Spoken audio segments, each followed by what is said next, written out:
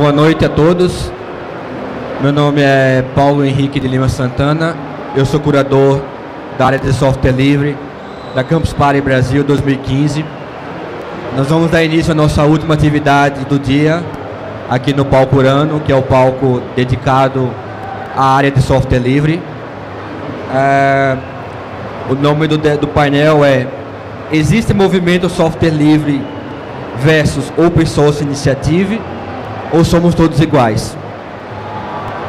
Para responder essa pergunta e participar desse painel, nós temos aqui o Anauak de Paula Gil, que é evangelizador e desenvolvedor do software livre, aqui à minha direita. Também à direita o Alexandre Oliva, que é conselheiro da Free Software Foundation América Latina.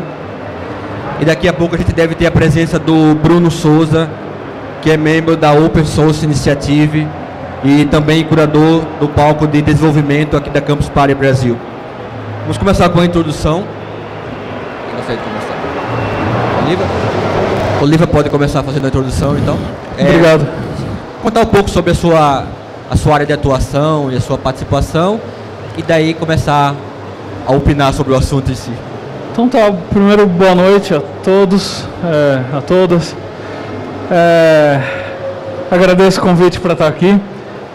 Peço desculpas pelo WO aqui na palestra anterior. Eu tive um problema no trânsito, eu fiquei tanto tempo parado que eu já estava quase aprendendo a fazer fotossíntese. Foi bem legal, né? Enfim, eu estava com medo que o pessoal comece a me cobrar IPTU, né? Porque eu ali parado no lugar, assustador. Mas, enfim, estou aqui para o debate. Espero que a gente não tenha outro WO aqui. Eu sou desenvolvedor de software livre desde quando eu me lembro. Assim, eu comecei em 93 a atuar como desenvolvedor de software livre, profissionalmente desde o ano 2000. Acabei de completar 15 anos na Red Hat, mas o trabalho na Red Hat é muito bacana, no sentido de que me permite trabalhar no projeto GNU, que é um projeto de software livre que, vamos dizer, que me move, que me motiva. Mas eu levo uma vida de ativista de software livre, uma vida paralela, tipo Neo, assim, sabe, na Matrix. Eu levo essa vida de dia fazendo... Na verdade é ao contrário, de dia eu faço ativismo, de noite eu desenvolvo software livre. Mas eu estou aqui porque é o que a gente vai falar, né? Enfim, se software livre e open source é a mesma coisa. Assim, e não é. E é isso que complica, porque em alguns sentidos quando você fala do software em si, um programa que respeita as 4 liberdades do usuário, a liberdade de executar para qualquer propósito, de olhar o código-fonte e fazer adaptações se você quiser, a liberdade de copiar o programa e distribuir para quem você quiser, com ou sem as modificações que você pode querer ter feito, não tem diferença. É software livre, é open source, é a mesma coisa. Eles têm lá a definição deles, que tem 10 itens e tal, mas ela foi baseada na definição de software livre. Então, nesse sentido, não tem diferença nenhuma. Mas não é esse o sentido importante. O importante, quando a gente fala de software livre, é o movimento social político. É a transformação da sociedade que a gente procura alcançar. É por isso que eu luto. E é por isso que eu me considero uma pessoa do movimento software livre.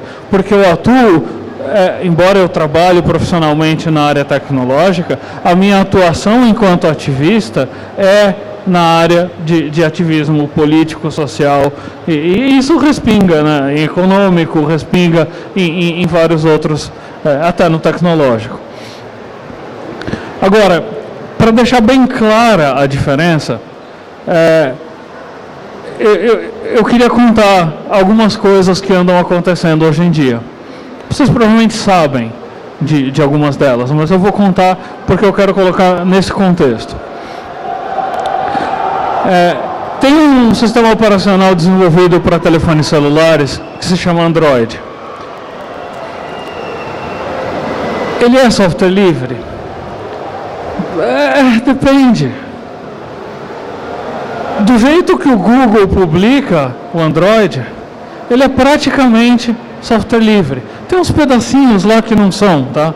Mas vamos fazer de conta que não tem esses pedacinhos. Não é correto fazer isso, mas vamos fazer de conta que não tivesse, só para fim do argumento. Pô, do jeito que o Google distribui, esse sistema operacional é software livre. Que legal, né? Pô, que maravilha. Aí você olha, todas as grandes lojas de departamentos, todos os grandes bancos, todas as grandes empresas do mundo estão usando software livre. Você olha, as grandes empresas da internet, elas estão todas construídas, Google, Facebook, Twitter, todas construídas em cima dos pilares do software livre.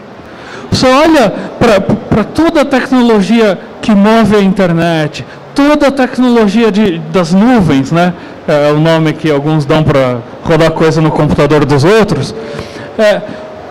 Toda essa tecnologia está construída em cima de software livre. Então, vamos comemorar, certo? Porque o software livre venceu. Só que não. E por que não? Porque, assim, o pessoal do open source comemora isso tudo. Mas a gente não. Por que não? Porque quem aqui tem um telefone com Android? Quem aqui consegue modificar o sistema operacional que está no seu telefone? Cadê as liberdades? Elas não chegaram até vocês. Só até você, porque você brigou por elas, provavelmente. Mas não chegaram.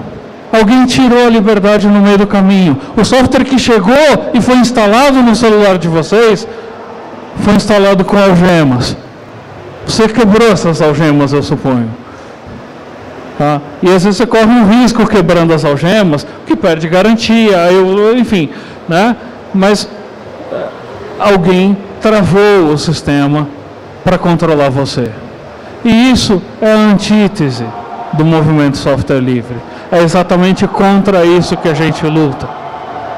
Aí tem a nuvem, né? Todas as grandes empresas de internet estão querendo que você, não só, enfim, estão querendo que você use os recursos que elas oferecem gratuitamente até, ou então você tem que ainda pagar pelo privilégio de ser explorado através do software livre que a gente desenvolveu. Que louco. Agora, você, quando roda alguma coisa na nuvem, não é você que está rodando. Alguém está te oferecendo um serviço de computação. Mas se a computação é sua e você não consegue controlar o programa e você sequer tem acesso ao programa, isso é ainda pior do que quando a gente começou. Quando a gente começou, existia software privativo que você, sei lá, adquiria na loja ou de alguma forma você obtinha uma cópia, aí você podia pelo menos fazer engenharia reversa para descobrir como o programa funcionava e rodar ele no seu computador desconectado da internet para ter certeza de que os seus dados não estavam sendo transmitidos para outro lado. Na nuvem, não dá para fazer isso. Na nuvem você não tem acesso ao programa e você é quem manda os seus dados para outro lugar para eles serem processados. Cadê a sua liberdade nisso aí? Eu posso trocar de prestador de serviço, né? Isso não basta. Poder escolher quem é o seu mestre não quer dizer que você não é um escravo. A gente luta contra a escravidão digital. E o movimento open source, se é que se pode chamar de movimento, nasceu para apagar a ideologia política e social que existia e existe no movimento software livre, nasceu para divulgar para as empresas que não tem moral, não tem bússola moral, pessoas têm, empresas não têm. Tá? Vamos divulgar isso para as empresas, foi esse o objetivo do movimento, do open source. E foi extremamente bem sucedido. Extremamente bem sucedido. Alcançou muito, se não todo o objetivo deles. Inclusive, quase apagar a gente da história. Felizmente a gente tem esse espaço aqui para mostrar, estamos vivos! Isso aí! E vamos continuar lutando. Essa é a diferença. A gente quer fazer diferença para o usuário. Aquele que controla o programa tem que ser aquele que está usando o programa. Não pode ser outro. Se for outro, o usuário perdeu a liberdade. E aí a gente não alcançou o objetivo. Obrigado, Oliva. Vou passar agora para o Anawak. O Anawak tem publicado vários textos relacionados à morte do movimento de software livre. Então, passo a palavra agora. Lembrando que depois, quem quiser fazer perguntas, que estiver assistindo a gente pela transmissão, pode fazer perguntas pelo Twitter, usando duas hashtags, a hashtag CPBR8 e a hashtag SL de software livre. Pode enviar as perguntas que eu vou ler aqui pelo Twitter para o pessoal que está participando. Obrigado. Bom, eu não trabalho com software livre desde que eu me lembro. Eu trabalho com tecnologia desde que eu me lembro. Eu comecei a trabalhar com TI com 11 anos e passei por todo o processo de doutrinação e adestramento do software proprietário. Usei DOS, usei Windows, instalei milhões de service packs e vivi todo esse drama do processo, até que um dia o software livre me atinge como um raio e minha cabeça literalmente é aberta para uma realidade paralela que eu nunca tinha imaginado que pudesse existir, que é exatamente o conceito, a base do software livre, da ideia de troca, de compartilhamento.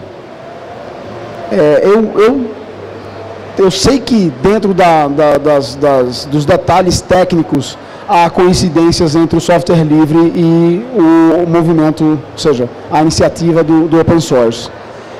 Mas eu sou forçado a assumir que hoje cogitar a hipótese de colocar open source, código aberto e software livre em igualdade em qualquer nível me ofende profundamente. O movimento do código aberto é um movimento contra-revolucionário, organizado de maneira deliberada, pensada e articulada, com financiamento das megacorporações e microcorporações e interesses governamentais específicos em destruir a imagem da Free Software Foundation e do seu fundador, Richard Stallman. Os argumentos eram: isso é muito perigoso. O movimento do software livre é um movimento revolucionário. Eu não fiz parte desde o início. Em 83 eu mal escrevia, talvez. Mas o Stallman foi taxado de comunista diversas vezes. Só para deixar claro, um norte-americano chamar outro de comunista é talvez uma das piores agressões que você pode fazer, porque o comunismo é anti-americano e os gringos têm essa coisa do americanismo, da pátria, da nacionalidade, do nacionalismo, tá bom? Então chamar um cara de comunista, chamar ele de anti-americano. Essa coisa é tão séria que o próprio Stallman, durante muito tempo, rebatia isso com veemência. Eu lembro nos primeiros contatos com o Stallman, que eu tive a oportunidade de poder conversar com ele sobre o alcance revolucionário, social, sociológico, de esquerda, né, o viés de esquerda do movimento, ele reagia com toda a força. Não, não é isso, não é assim. Não é o objetivo. O movimento, a estruturação da OSE tem um objetivo claro. E esse objetivo é desassociar a ética, a moral, a filosofia e os princípios libertadores do código. É quase como tentar separar a alma do corpo. Se você separa a alma do corpo, foi mal, morreu. Só funciona junto. O que esses caras estão fazendo há 15 anos, mais ou menos 17 anos, é tentar separar a alma do corpo. E eles conseguem, porque a gente não consegue perceber, ou seja, como grupo, a gente não percebe os perigos que nos rondam e as armadilhas que são montadas no meio do caminho. Eu trouxe o Campux, que é o símbolo do eixo de software livre da Campus Party, para o palco. Eu trouxe ele para cá. É o mascote. Eu já fui curador do eixo de software livre da Campus Party Recife, no ano passado. Eu tenho o prazer de participar há 2 anos, convidado pelo Paulo. Só para deixar claro, o Paulo é um dos responsáveis pelos quais a gente não está extinto, tá, Oliva?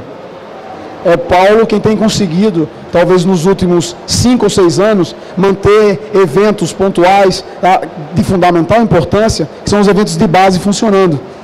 Em Curitiba, em outras cidades ao redor, a nível nacional, tá? Ele tem uma palestra explicando como fazer eventos de software livre. É genial. Mas ainda assim, nem ele, nem eu, nem você, estamos imunes aos poderes da grande mídia que deturpa tudo. Então temos um slogan 100% software livre com o pinguim como símbolo. Quando o pinguim é o símbolo do Linux e não do movimento software livre. Eu sei que é de boa fé, Paulo, tá bom, eu sei, mas é um contrassenso. Estamos no palco do software livre, falando sobre software livre, né? E se o cara quiser mandar uma pergunta, ele tem que usar uma rede social privativa, proprietária, sacana como o Twitter. Quer dizer, tudo bem, não está tudo bem. Esse é o problema. Movimento de software livre, grupo de software livre, evento de software livre, começa com página no Face, Google Groups e uma conta no Twitter. E usando Ubuntu. Tem algo muito errado nessa equação, porque nada disso é software livre. Nada disso nem nos representa, nem nos realiza. Não, mas é fácil. Então usa Windows, pô. Já que é fácil, usa Mac. Sai fora. O detalhe é que a argumentação é de que nós precisamos englobar as pessoas. Nós precisamos alcançar as pessoas. Nós precisamos disseminar o software livre. Há cerca de 10 anos atrás, lá por volta de 2003, 2004, essa foi uma discussão extremamente dura, arraigada dentro da comunidade de software livre no Brasil. A gente teve painéis e mais painéis, reuniões e mais reuniões no FISLE e em vários eventos ao redor do país, tentando entender qual era a metodologia e qual seria a forma de alcançar a maior quantidade possível de usuários. E se isso era de fato interessante. E a gente tem, até hoje, grandes expoentes falando de que esse é o caminho é popularizar.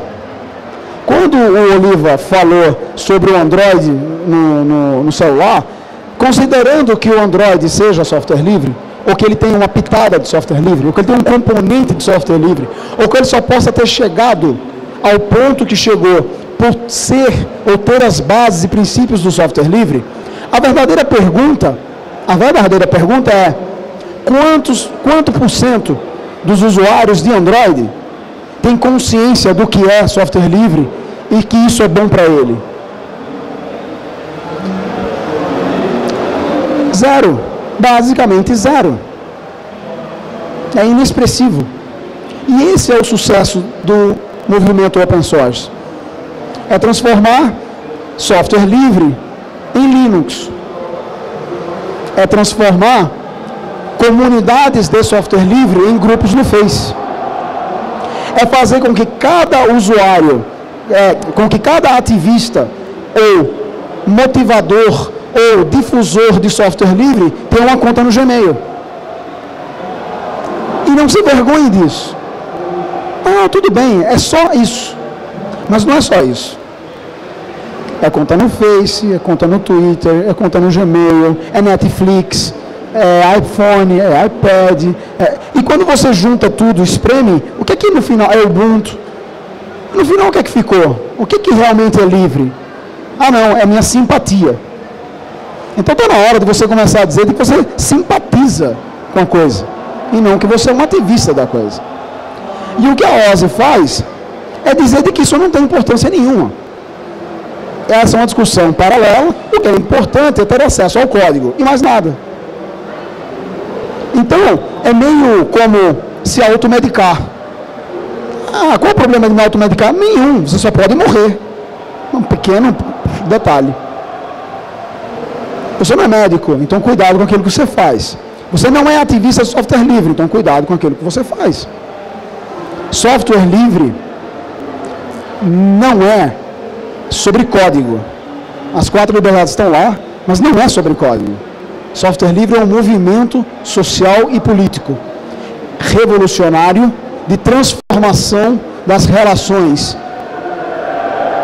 empresa-consumidor através de uma licença que permite ou que garante as liberdades do código, de acesso ao código. Isso é o software livre. Qualquer outra coisa não é software livre. Software livre não é liberdade. Software livre não é liberdade. Liberdade é um conceito muito mais amplo, muito mais bonito e muito mais deturpável. Software livre não é liberdade de escolha. Software livre não é liberdade pessoal. Software livre é software livre. Obrigado, Nawak. Vou fazer algumas provocações, especialmente aquelas que a gente vê em muitos fóruns de discussões. E então, a primeira provocação que eu faço a vocês é o seguinte: viver usando apenas software livre, e aí eu estou falando do computador mesmo, né, de usar software livre, não usar nenhum tipo de software proprietário dentro do GNU Linux, não seria uma utopia? Quer dizer, você trabalhar usando só software livre, ou assim, a gente pode ser quase livre, em algum momento a gente vai ter que ceder e acabar usando algum tipo de software proprietário, mesmo dentro de uma distribuição GNU Linux. Como é que vocês enxergam esse tipo de situação?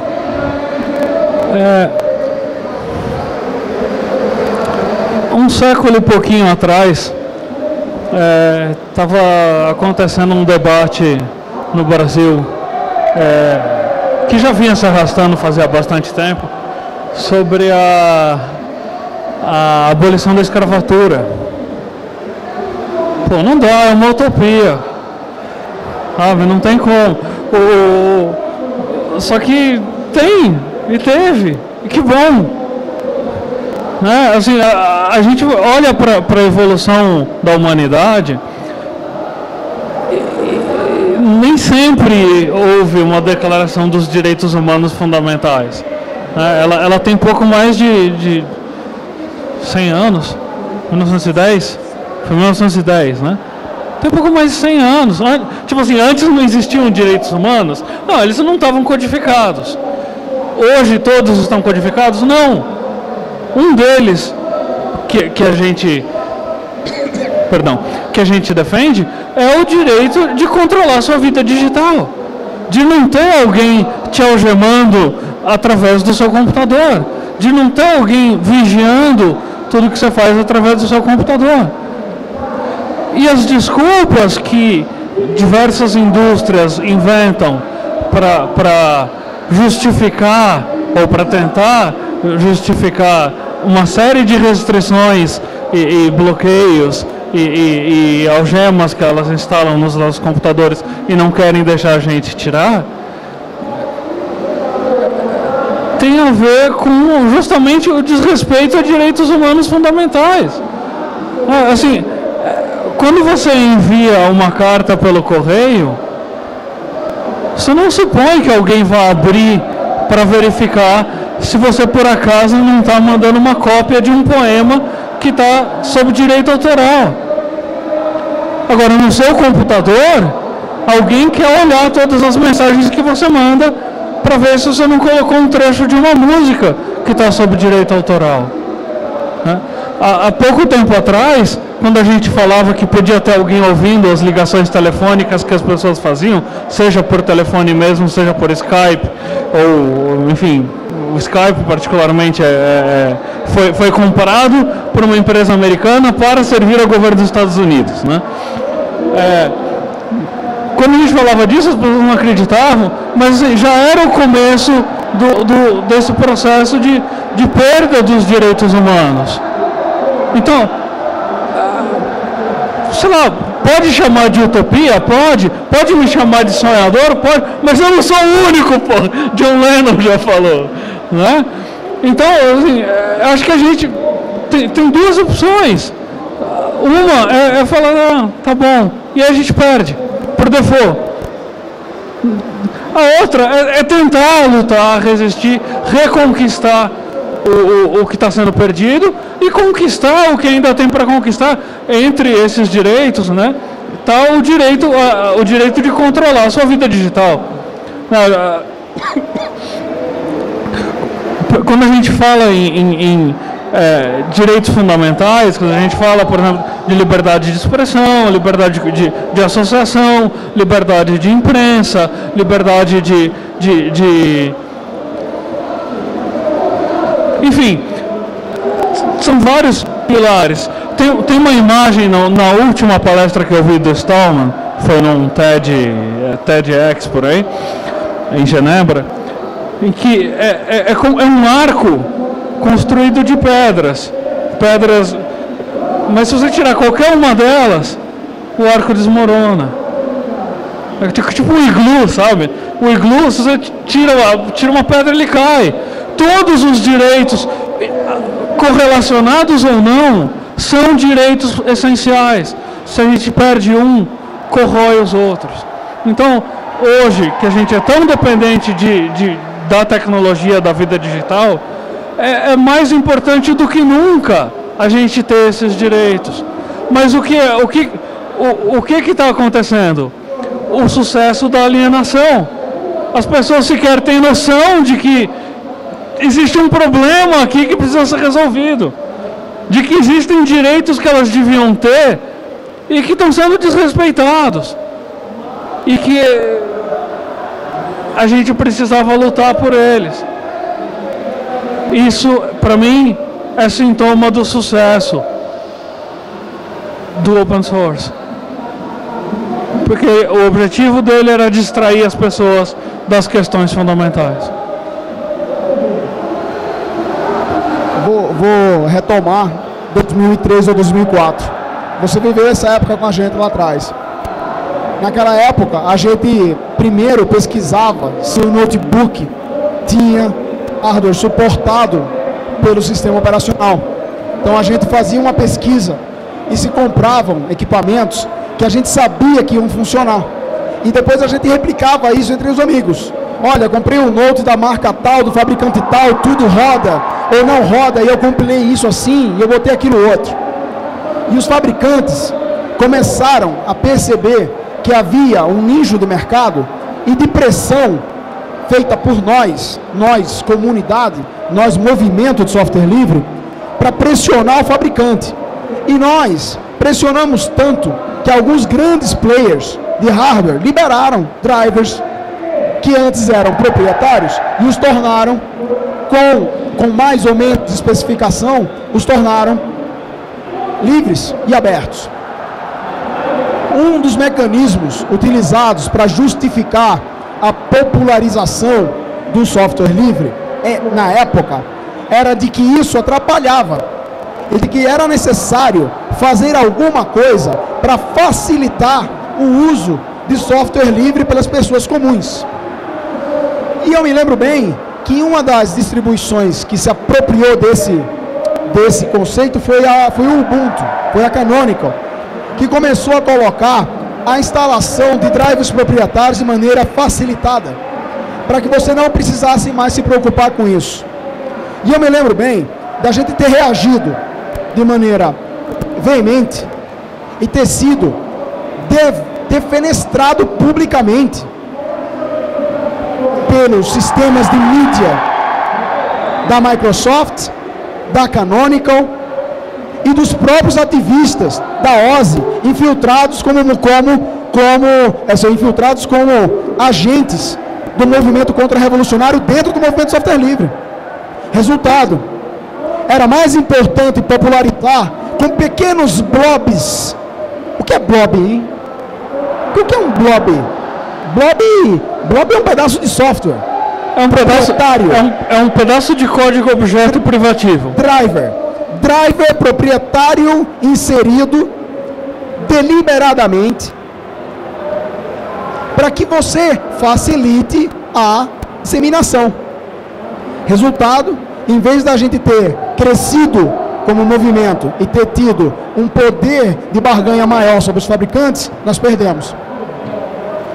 Esse movimento é tão grande e tão disseminado que eu posso dizer categoricamente hoje que o kernel Linux não é software livre. Portanto, sempre que você disser Linux se referenciando a software livre, você está mentindo, você está cometendo um erro. O Tux, o Pinguim, que um dia pode ter sido confundido de maneira legítima, mesmo que com um propósito deturpado, para significar software livre, não é mais. Tem tanto software proprietário lá dentro, que honestamente é melhor usar macOS. Em termos de kernel, é menos ruim usar Mac do que usar o kernel do Linux. Então, utopia não, de maneira nenhuma. Aqui se constrói um movimento que vai reagir. A abolição, que foi citado pelo Oliva, não foi feita num dia. A abolição não foi feita na canetada da princesa Isabel. Essa é uma construção social e política. E aqui também. Num primeiro momento, com 30% do meu hardware proprietário. Depois, 20%. Depois, 10%. Até que chegará o momento em que os fabricantes se encontrarão numa situação desconfortável. Ou eu boto o treco livre, ou eu não vendo, pô. Isso é mercado. O que aconteceu foi exatamente o oposto. É tanto software proprietário dentro do kernel, que supostamente devia ser livre, que até o FI tomou conta. Hoje você compra um notebook da Samsung e você sequer consegue mais entrar no setup, tirar o FI e instalar um software livre nele. Então, a utopia é o inverso. Na verdade, não é utopia, é inferno. Porque eu não consigo hoje me livrar, ou quase não consigo mais, me livrar. Eu sou forçado a usar partes proprietárias. Quem quiser enviar perguntas pelo Twitter, é só usar as hashtags CPBR8 e SL. Eu tenho recebido um comentário, uma pergunta aqui do Lecran Wise. Ele comentou assim: instituições governamentais não utilizarem o software livre em seus escritórios e repartições, o quanto isso é prejudicial para a nossa soberania. Inclusive o Oliva tem aquele projeto de abrir o programa de imposto de renda, taxação de imposto de pessoa física. Vocês poderiam comentar um pouco sobre isso, não uso de software livre em empresas não governamentais, o quanto isso é prejudicial para a sociedade. Tá. Assim, o exemplo mais óbvio de perda de soberania do tempo da guerra das Malvinas, a Argentina contra a Inglaterra. A Argentina tinha feito a bobagem de comprar mísseis Exocet da França. A França era aliada da Inglaterra na OTAN. Aí quando a Argentina entrou em guerra contra a Inglaterra, ela disparava os mísseis Exocet contra os navios ingleses e os mísseis não explodiam porque eles estavam programados para reconhecer os navios amigos. e não explodir. Eles estavam programados para isso. Cadê o código-fonte que os argentinos poderiam ter olhado e evitado esse desastre? Não tinha, era software privativo. Pô, mas só em aplicações militares, será que isso é importante? Não, toda a diplomacia, todos os acordos. Tem uma história interessantíssima do início do século passado, que o Brasil, grande exportador de café no mundo, estava planejando uma grande negociação do preço do café com o restante do mundo. E todas as comunicações internas dos negociadores brasileiros foram feitas usando criptografia, tudo cifrado, tudo usando tecnologia nacional. Só que quebraram a criptografia, porque criptografia não funciona assim. A gente não inventa criptografia. Enfim, terminando a história, chegaram na mesa de negociação, os americanos sabiam exatamente o nosso plano. Mas, quando a gente pensa em usar a tecnologia nacional, tem dois lados da moeda. Tecnologia de criptografia. Isso, assim, qualquer pessoa que tenha estudado criptografia a fundo, sabe que você não quer inventar o seu algoritmo. Claro, se você conseguir descobrir um algoritmo que um monte de gente olhando, estudando e tentando quebrar não consegue, aí você descobriu um algoritmo de criptografia. Agora, se você acha que você precisa manter o algoritmo secreto para garantir a segurança do seu sistema, você já perdeu. A criptografia funciona assim. Agora, computadores programados para fazer criptografia e outras coisas, aí é importante você controlar a tecnologia.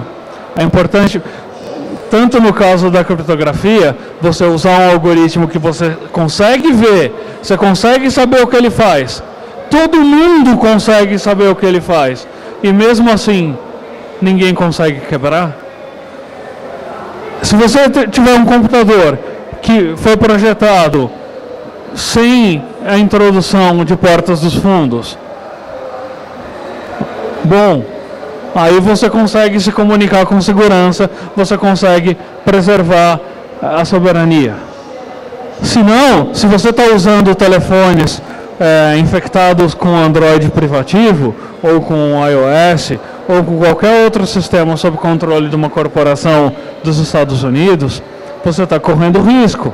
Não é à toa que os chineses, já umas 2 décadas atrás, começaram a desenvolver as próprias CPUs, os próprios computadores, os próprios mecanismos de segurança e até os próprios sistemas operacionais, tá? Porque eles não queriam que acontecesse com eles o que aconteceu no Brasil, o que aconteceu na Alemanha, o que está acontecendo na Espanha, na Suécia, enfim, no resto do mundo.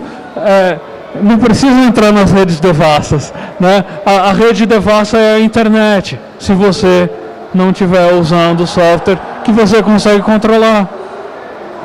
Esse é o problema. Só que o governo não só hesita na adoção de software livre para o uso interno, como ainda impõe software privativo aos cidadãos. Tipo assim, declaração de imposto de renda. Como é que faz? Você tem que baixar um programa sem segurança nenhuma de que o programa que você está baixando não está sendo adulterado em trânsito. Você não consegue saber o que o programa faz, mas você tem que rodar no seu computador. Aí você prepara a declaração, ele gera um arquivo que você pode dar uma olhada lá e ver, bom, tem alguns dos números que eu coloquei. E o que mais? Não sei. Eu sei que ele coloca a informação sobre o seu computador nesse arquivo. E aí você tem que instalar um outro programa para transmitir esse arquivo para a Receita Federal. Na verdade, para o SERPRO. São 27 milhões de declarações que eles esperam receber esse ano. Porque são 27 milhões de brasileiros que não teriam a opção de viver em liberdade digital, que são obrigados a instalar 2 cavalos de Troia nos seus computadores. Eu não aceito isso. E eu já não aceito isso faz tempo. Em 2007, eles publicaram uma versão que possibilitou a engenharia reversa. E que, por sorte, estava numa licença de software livre. Ou pelo menos essa tese é defensável num tribunal. Então eu descompilei o programa e eu venho mantendo o IRPF livre desde 2007. E todo ano eu uso para fazer a minha declaração. Para transmitir a declaração, eu ia no banco ou na Receita Federal e transmitia. Eu entreguei. Eu não usei software privativo. No meu computador, pelo menos. Oi? Esse ano já não podia mais. Ano passado já não podia mais. Eu falei ano passado. Ano retrasado eu entreguei no banco. Ano passado, felizmente, um amigo meu fez a engenharia reversa de verdade do ReceitaNet. Escreveu um programa em C que substitui software livre. Tadeu Cascardo escreveu o RNet Client. Então, aí a gente pode agora preparar a declaração de imposto de renda e transmitir a declaração de imposto de renda usando apenas software livre. E com isso, o governo perdeu uma. Mas quantas outras imposições ele faz? Por exemplo, para quem tem que recolher carnê-leão, para quem faz operações, sei lá, na bolsa, tem outros programas que esses a gente não tem ainda. E para a empresa que quer viver em liberdade, tem amigos meus que mantêm uma empresa que eles queriam ser software livre para valer. Não dá. Você tem que preparar, você tem que mandar arquivos para o governo. Quer dizer, o governo não permite a autonomia tecnológica. Aí eu pergunto,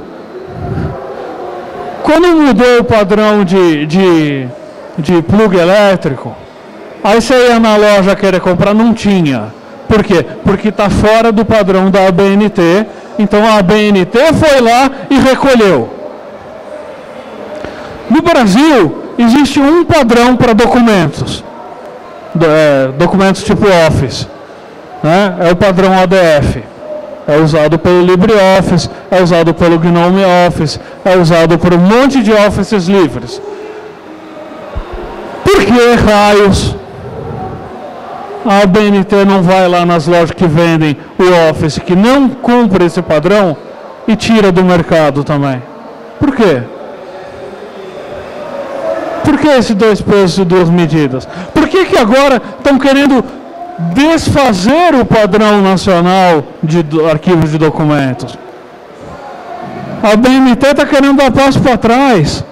Quer dizer, a gente fez um baita esforço para consolidar esse padrão, para aprovar esse padrão, apesar da oposição da Microsoft. A ABNT não aprovou o padrão da Microsoft, que não era padrão, era uma vergonha e não era implementado nem pelo próprio programa deles. Aí agora, o que está acontecendo? Os caras querem fazer de conta que foi tudo brincadeirinha. Tá errado, né? Não, o governo tem que botar ordem na casa, né? Tem um exemplo bem rápido para dar. Quem tentar conversar com o governo ou receber dados do governo via mobile, tá frito. Vou dar 2 exemplos rápidos. Se você olhar aqui na Campus Party, as placas do governo indicando para você baixar os aplicativos, só tem em loja oficial. Olha só que maluquice.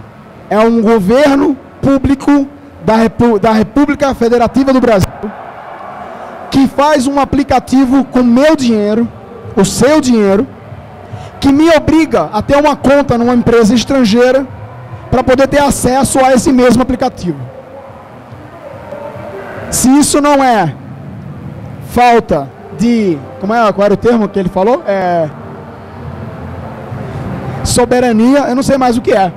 Eu tentei acompanhar, eu tenho um Android modificado, livre até onde é possível.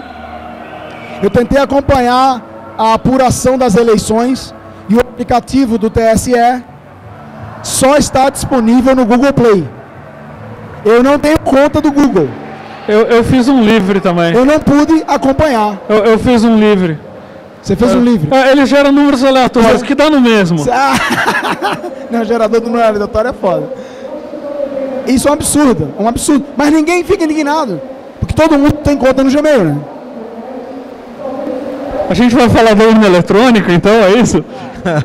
Não? Tá bom. Alguém tem alguma pergunta ou comentário aqui, né?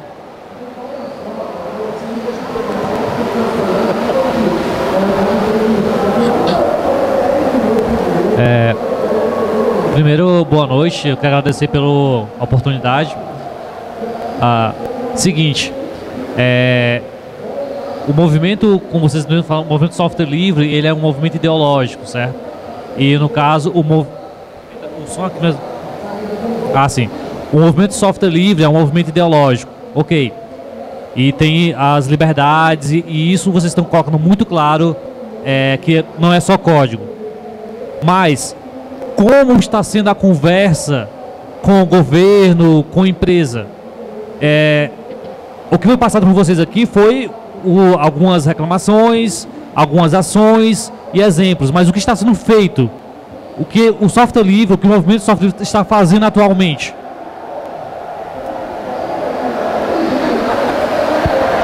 O software livre atualmente está morrendo.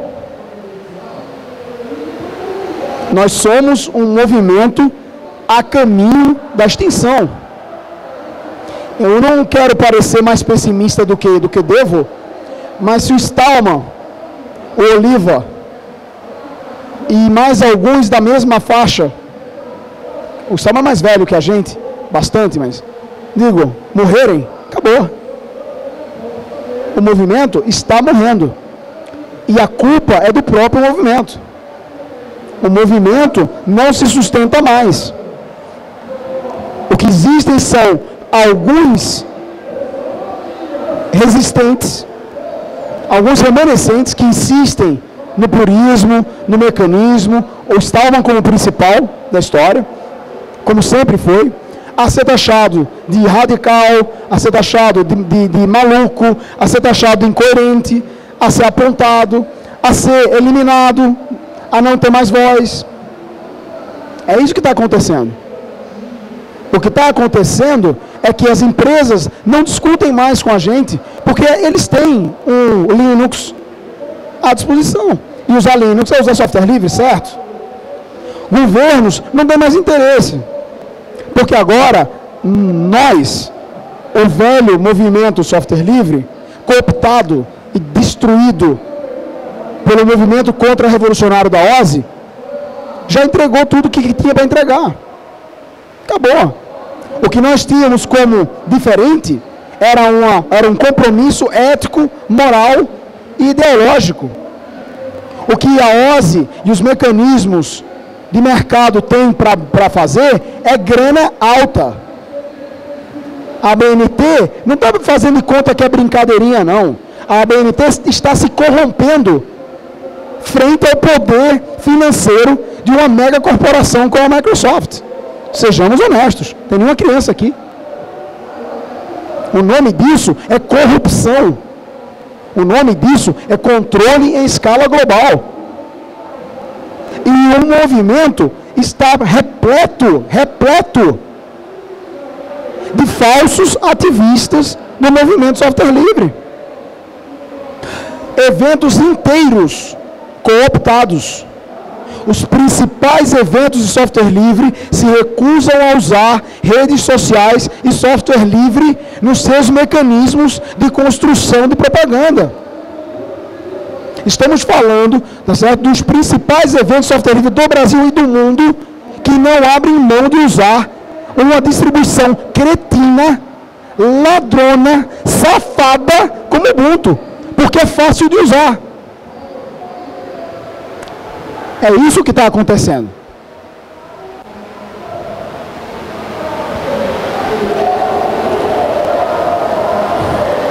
Eu vou voltar no que eu falei agora há pouco. Quando eu disse que a gente tinha duas opções. Uma é aceitar as coisas para onde a corrente está levando, e a outra é lutar. Então eu devolvo a pergunta para você e para todo mundo. O que é que nós estamos fazendo? Porque assim, eu vou sair daqui, eu vou para casa e eu vou lançar 3 novas versões do Linux Libre. Tá? Isso é pouquinho, eu sei. Eu mantenho uma versão livre do Linux. Eu tiro todo o lixo privativo que o senhor Torvalds faz questão de colocar e distribuo uma versão livre. Eu vou chegar em casa, eu vou responder e-mails, eu vou trocar, eu vou divulgar informação, eu vou ajudar a montar a caravana que a gente está tentando montar para o Stallman nesse ano. Enfim, vamos fazer algumas coisas. Tem palestras preparando. Tô ensinando minha filha a programar software livre também. Ela já é ativista. Ela vai estrear no FISLE nesse ano. Então, assim, eu estou fazendo, mas eu sei que é muito pouco. E é desesperador, que é pouco demais. A gente precisa de mais gente fazendo. Mas se cada um fizer um pouquinho, já vai fazer alguma diferença. Se cada um, na hora que for comprar um computador, pensar um pouco e falar: peraí, eu vou comprar qualquer um, ou eu vou comprar um que vai rodar software inteiramente livre, e vou pesquisar. Eu comprei computador há pouco tempo. Sabe que computador eu comprei? Foi um Lenovo X60 de 2007. Funciona lindamente. Por que eu comprei esse computador? Porque dá para instalar uma BIOS livre nele. Aí eu troquei o cartão de rede, coisa que a BIOS original não deixava, e coloquei um cartão de rede sem fio. E agora eu ligo a máquina, aperto o boot e entra uma tela que já é software livre e tem o logo do GNU. Em 1 segundo eu estou no prompt de boot. Em 2 segundos a máquina está rodando. Isso a BIOS original não fazia. Isso a BIOS original não deixava fazer. Eu comprei um outro computador, um Lenovo X200. É um pouquinho menos velho. Para instalar uma BIOS livre nesse computador, eu preciso de um gravador de EEPROM. Porque a Lenovo, ou melhor, acho que ainda naquele tempo ainda era a IBM, alterou o sistema de reprogramação da BIOS para não deixar mais as pessoas fazerem isso. Mas ativistas de software livre conseguiram fazer. É difícil, você tem que abrir a máquina, você tem que ter um clipe e um reprogramador de EEPROM, mas dá para fazer. E a máquina funciona depois disso. Agora, se você comprar um computador mais novo que isso, se você troca a BIOS, ele tem alguma coisa lá, algum cão de guarda, que a cada 30 minutos, se você não estiver rodando um determinado blob no seu computador, a máquina reinicia sozinha.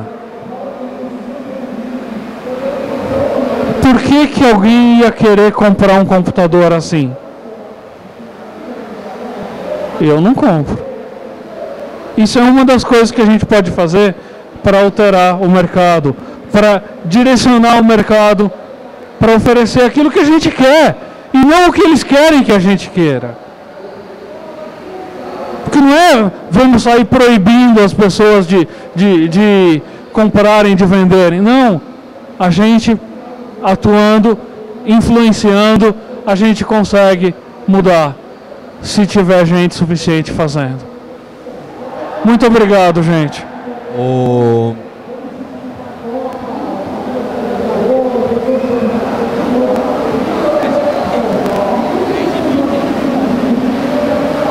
A gente tem mais uma pergunta.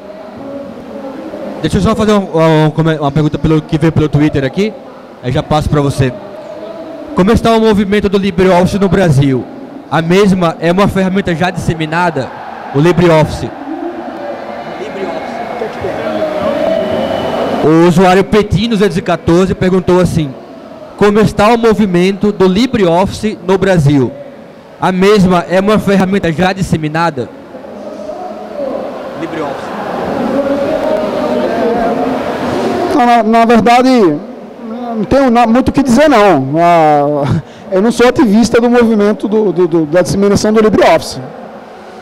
Isso é que eles têm uma revista em português. Tem uma revista. Tem um grupo ativo de divulgação. Verdade. Tem o grupo de tradução. Verdade. Mantém o negócio funcionando bem. Bastante bem. Divulga e Agora, tal. Mas difundido, também não faz parte da... difundido. Detalhes, não. É bastante difundido. Por exemplo, eu me lembrei agora, todos os tribunais regionais de trabalho do Brasil usam LibreOffice.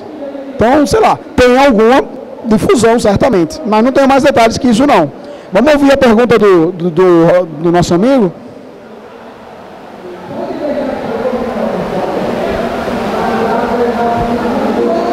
Opa, boa noite, tudo bem?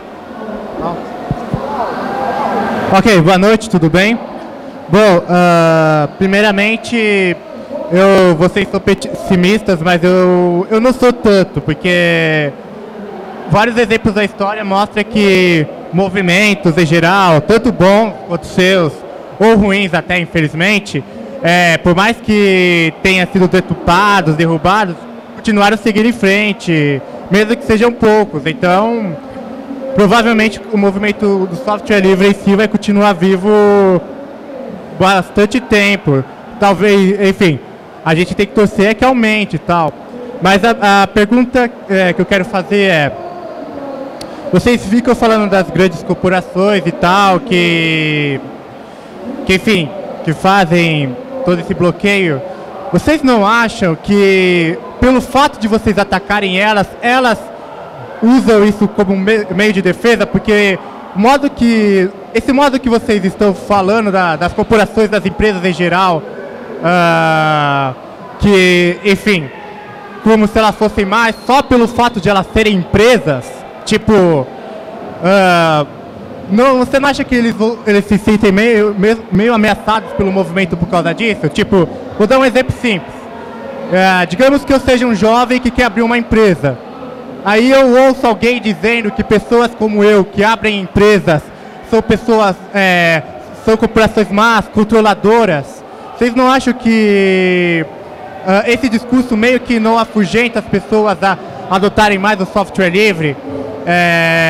E não taxá-lo como um movimento fanático, ou um movimento agressivo, ou comunista, que sim, realmente é um xingamento horrível, comunista. Obrigado. Por favor. Eu entendi, eu ouvi. Pessoal, só uma explicação antes. A gente aqui no palco não tem caixa de som de retorno.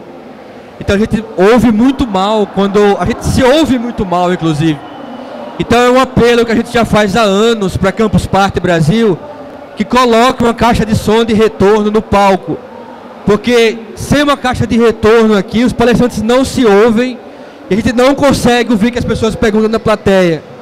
Então fica o nosso apelo para que nas próximas Campus Parties a organização coloque uma caixa de retorno aqui no palco, senão fica impossível a gente se ouvir. Eu como curador, todo ano faço essa mesma reclamação pro pessoal: coloque uma caixa de retorno no palco. É uma caixinha só aqui, porque a gente não consegue ouvir que as pessoas perguntam, a gente mal consegue se ouvir aqui. E com a barulheira do lado fica ainda pior. Do lado aqui pior ainda. Então, mas bom, vamos conversar feito adultos, tá bom? Vamos parar de fazer beicinho, né? Ai, radicalzinho, ai, chatinho, ai, presta atenção. Empresas são, por definição jurídica, uma entidade amoral. Ela não tem moral. Empresas são entidades com fins claros de obtenção de lucro. Mais nada. nem mais nem menos. É uma invenção jurídica para tirar o peso das pessoas, que são as donas, e colocar isso numa entidade fictícia chamada pessoa jurídica. Tá bom? Não sou eu que estou dizendo, isso é a lei quem diz, isso foi escrito no ido dos anos 30 nos Estados Unidos. Tá bom? A definição de corporação é essa. Como é que se maximiza lucro? Como é que se maximiza lucro? Tendendo ao monopólio. Todo negócio, sem exceção, tende ao monopólio. Isso é tão verdade que nós precisamos de regras de controle para tentar impedir monopólio. Quando alguém decide abrir uma empresa, ele pode estar ultra super bem intencionado. Mas se ele exercer na plenitude do que significa ser empresário, é ser amoral. Aí acabou a conversa. Acabou se é software livre, não livre, proprietário, intergaláctico, ET ou não. É assim que corporações como a Nike, que pintam de boazinhos, exploram crianças na Malásia. É assim que 96% dos iPhones são feitos em fábricas em condições subhumanas. E a gente bate de ombro, porque afinal de contas isso é mercado, afinal de contas isso é capitalismo, afinal de contas isso é ter uma empresa. Isso é errado. Ponto. Nós, quando falamos em software livre como movimento de mudança, é um movimento que busca interferir no processo produtivo de tal forma que o poder de monopólio sai da empresa e passa para o consumidor. Essa é a grande revolução. E é isso que precisa ser destruído. E foi para isso que foi inventada a OSI. Quando a gente fala aqui que parece agressivo, não é que a gente é agressivo, é que as campanhas de marketing e de valorização do dito empreendedorismo e do dito maximizações de lucro, tendências de mercado, conseguem deturpar a lógica num grau tamanho que colocam um cretino como Steve Jobs como exemplo, bom exemplo de humano. Um cara que roubou o sócio no primeiro negócio. Isso é amoral. Veja, eu não falei imoral, eu falei amoral. Isso não é ser agressivo. Isso é dizer as coisas como elas são. O fato é, isso cai. Isso não é ser agressivo. A gente pode dizer que ele flutuou lentamente em direção ao solo. E isso é um movimento progressivo. Meu irmão, caiu.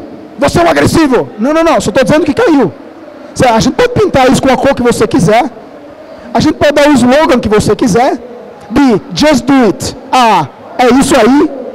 Mas Coca-Cola continua sendo um veneno. A Coca-Cola continua sendo uma das megacorporações responsáveis por grande parte da pobreza e da fome no mundo. E sabe o que acontece? É isso aí. Eu não sou agressivo, irmão. Agressivos são eles, que nos engarrafam veneno, compram nossos governos e botam no supermercado para as nossas crianças tomarem.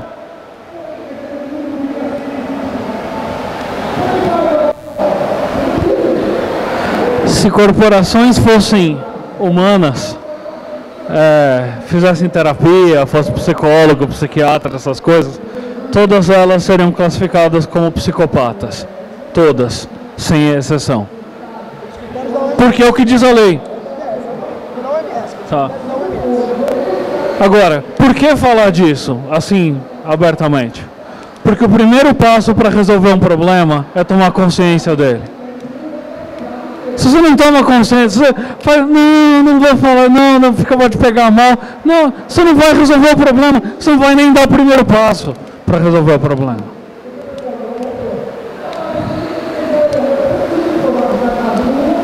O Felipe Saraiva, que é um ativista do movimento... Ô Felipe, cadê você? Ele mandou pelo Twitter. Ele é um ativista do movimento software livre e desenvolvedor do projeto KDE. Ele mandou a seguinte pergunta e comentário. Se a crítica à busca do software livre tentar ser abrangente, atratível para as pessoas comuns, não torna o movimento ainda mais sectário. Daí ele continua. Inclusive, essa crítica afeta de forma negativa grandes comunidades que trabalham com esse foco. Todas as distros, ambientes desktop e etc. Tem gente que toma... Assim, tem gente que foi tão cooptada que quando você critica algo com substância, ela acha que a crítica é para ela. Em vez de perceber, pô, é mesmo. E sacar que, pô, esse negócio não está em prol do movimento. Está contra.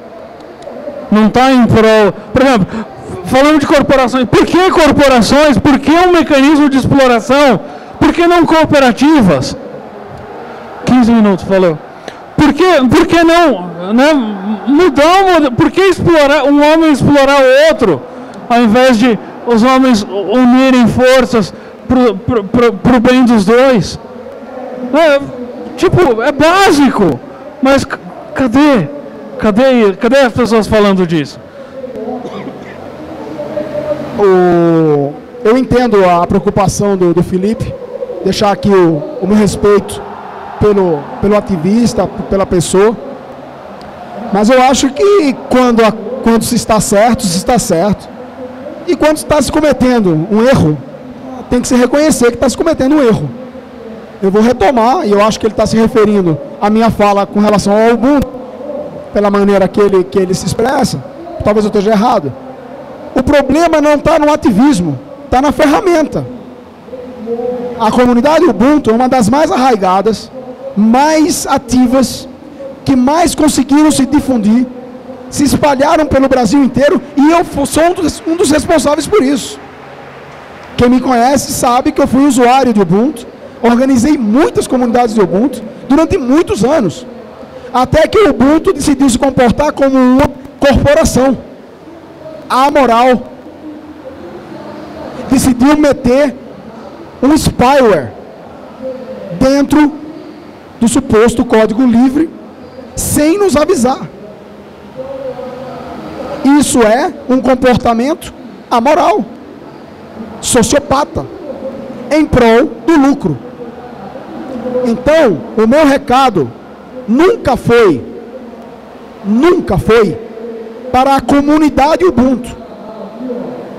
Sempre foi e sempre será a Canonical.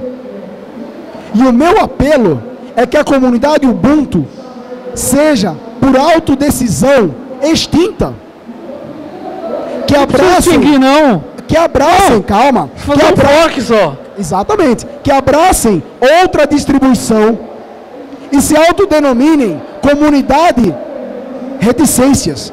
Escolham uma distribuição 100% livre de preferência, qualquer uma das listadas pela FSF, e vamos usar o mesmo empenho, a mesma garra, a mesma vontade, a mesma contundência para promover software livre. Se você é um ativista de software livre e usa ou promove o Ubuntu, você está sendo incoerente com você mesmo. Você está promovendo software proprietário de uma empresa amoral. E, gente, isso não é um ataque pessoal, não. É só isso. Não é. Pode parecer, mas não é. Eu sei que não é. Não é um ataque pessoal isso. Não. É um toque. Tipo, acorda, se liga, presta atenção no que você está fazendo.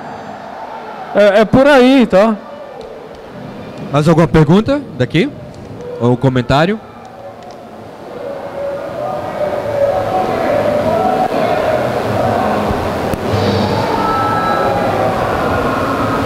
Boa noite. Boa noite. Seria uma pergunta simples.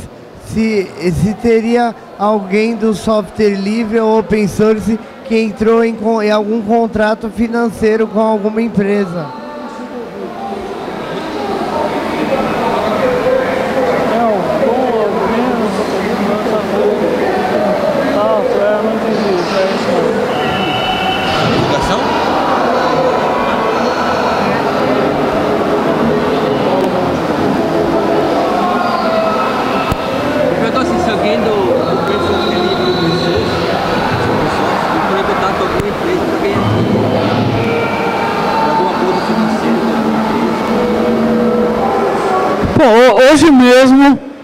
eu não vi a notícia, eu só vi a manchete.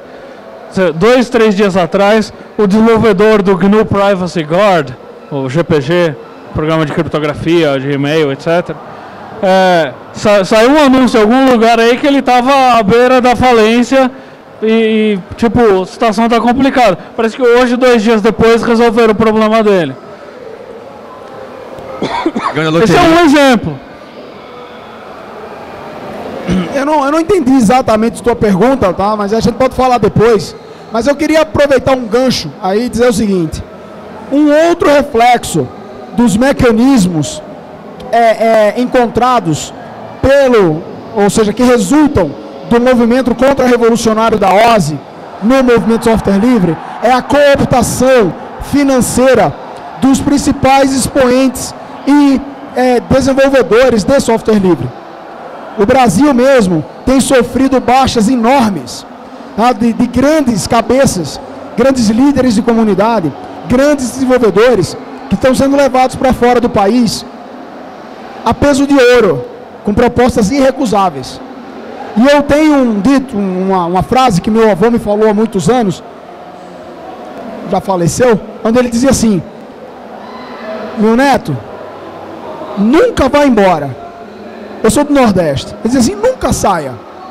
Porque quando os bons vão embora, quem é que fica?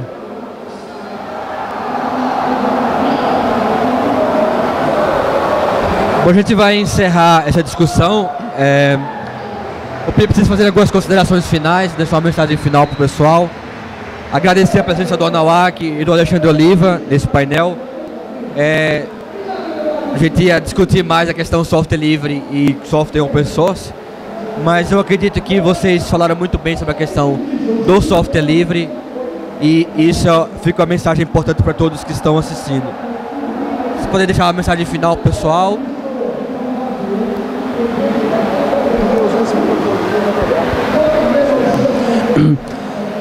Então, eu vou tentar ser o mais positivo possível. Primeiro, reforçar o que eu falei há pouco. Os meus artigos, as minhas palestras, as minhas intervenções, elas não têm enfoque pessoal. Elas magoam um pouco, elas incomodam um pouco, porque nos últimos anos, praticamente todos nós, eu incluído, eu também tive conta do Gmail, eu tive a ponto de abrir uma no Face. Eu não sou imune. Nunca fui, nunca serei. Eu não tento ser 100% coerente. Mas a verdade é que a maioria de nós todos, como movimentos, temos sido lenta e gradualmente cooptados. Nós temos sido complacentes. E ferramenta após ferramenta, blob após blob, nós temos aceitado a imposição de um conjunto de ferramentas que destrói o caráter colaborativo, humanista, integrativo dos princípios filosóficos do software livre. Quando eu critico o Ubuntu, quando eu critico a Canonical, é uma conclamação, é um pedido desesperado e esperançoso de que uma comunidade inteira, arraigada, reveja seu posicionamento em relação ao software livre. Que uma comunidade com um compromisso tamanho como a do Debian pare de se vangloriar do seu número enorme de amigos ou de participantes na sua página do Face. O Face não representa o software livre. A comunidade Debian, a comunidade Ubuntu, a comunidade Slackware, a comunidade Red Hat, as comunidades OpenSUSE, a comunidade Fedora, essas comunidades eu vi nascer. Essas comunidades tinham orgulho em montar seus servidores próprios, em cuidar do seu código, em compartilhar sem estar preso a nenhuma ferramenta proprietária. Hoje, a gente vê o oposto. Eu imagino que nós podemos revolucionar a revolução, destruir a contra-revolução. E para isso, a gente precisa contrabalancear. Está na hora de parar ou de reduzir o uso de software e serviços proprietários e privativos. Esse é o caminho, aliás, o único caminho. É um pedido. É possível, de novo, fazer de novo. Esse é o espírito.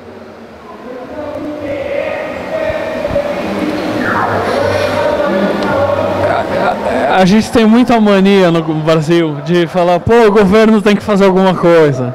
Alguém tem que fazer alguma coisa. Sabe quem que tem que fazer alguma coisa? Sabe quem que vai fazer por nós alguma coisa? Meu, se a gente não fizer... eu tô afim de fazer. Eu tô fazendo algumas coisas. Eu quero fazer mais, eu queria fazer muito mais. Vocês me ajudam? Vocês me deixam ajudar vocês também? Vamos fazer? Vamos mudar isso aí? Vamos consertar? Porque é isso que eu disse que ia falar, os hackers, né? O hacker é o cara que desconstrói para construir direito. É isso que a gente pode fazer. O hacker não precisa ter a ver com tecnologia. Pode ter a ver com o mundo, pode ter a ver com sociedade, com economia, com o que for. Primeiro entende, né, desconstrói, abre, entende como é que funciona. E depois constrói direito, para funcionar direito. É isso que a gente tem que fazer. É fácil falando assim, na verdade não é fácil, tá? É difícil pra caramba, mas dá. Vamos fazer. Obrigado. Obrigado, Alexandre Oliva. Obrigado, Nawak. Obrigado a todos que participaram até agora.